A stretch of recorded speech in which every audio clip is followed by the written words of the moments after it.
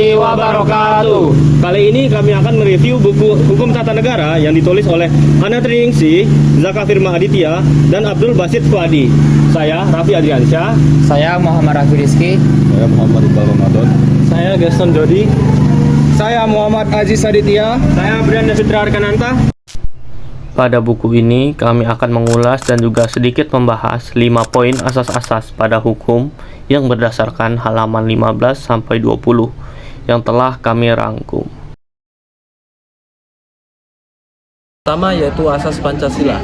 Pancasila merupakan falsafah bangsa dan juga ideologi yang melekat erat di dalam negara Indonesia dan juga merupakan sumber hukum material. Karena di setiap isi peraturan perundang-undangan tidak boleh bertentangan dengannya, dan jika hal itu terjadi, maka peraturan tersebut harus segera dicabut.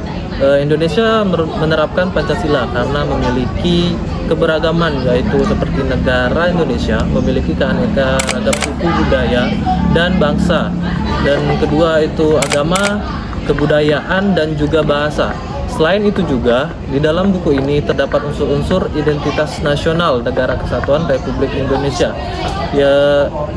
yang dibagi menjadi 3 bagian, yaitu satu identitas fundamental, yang kedua identitas instrumental, dan yang ketiga identitas alamiah. Dalam buku ini membahas konsep negara hukum dan rule of law dalam konteks sebelum amandemen UUD 1945. Penulis menjelaskan bahwa pasal 1 ayat 3 UUD 1945 menetapkan Indonesia sebagai negara hukum. Buku ini menguraikan juga ciri-ciri negara hukum dan membedah rule of law dari perspektif Anglo-Saxon yang mencakup aspek formil, material, dan juga aplikasi di negara hukum. Dengan membaca buku ini dapat memahami rule of law dalam hukum dan pemerintahan. Pada halaman 15 sampai 20 di buku ini terdapat mengenai asas-asas hukum tata negara. Buku ini mengambil referensi seperti dari Hukum Tata Negara Unpampres tahun 2020 dan juga buku hukum tata negara dari Nimatul Huda. Di sini dijelaskan bahwa asas-asas dalam hukum tata negara menurut Undang-Undang 1945 merupakan suatu hukum positif yang memberikan arahan dan petunjuk dalam sebuah hukum atau aturan sebagai pijakan yang berlaku dalam penyelenggaraan negara. Jadi sudah dijelaskan bahwa asas-asas hukum tata negara di dalam hukum tata negara itu merupakan suatu hukum positif. Dan di buku ini juga dijelaskan bahwa asas-asas hukum tata negara itu terdapat 5, yaitu pertama asas Pancasila, asas negara hukum, asas kedaulatan rakyat, asas demokrasi, asas kesatuan, dan asas pembagian kekuasaan dan check balance. Selanjutnya review asas-asas yang ini akan dijelaskan oleh teman-teman saya. Yang ketiga, asas kedaulatan rakyat dan demokrasi.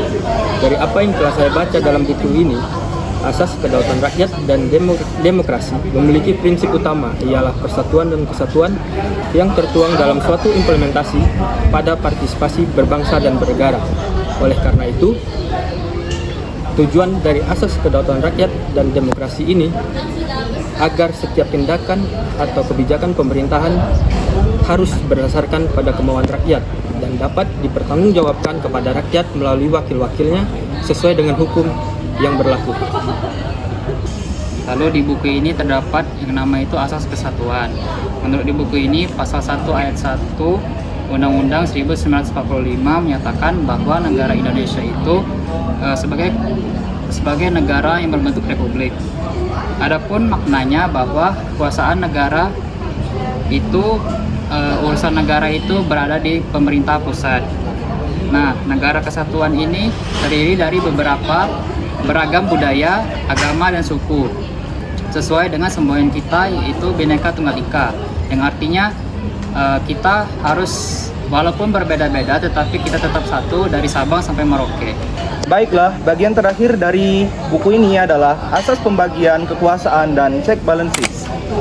Adalah suatu proses pembagian kekuasaan negara yang bertujuan agar terhindar dari adanya suatu kewewenangan kekuasaan yang dilakukan oleh oknum penguasa.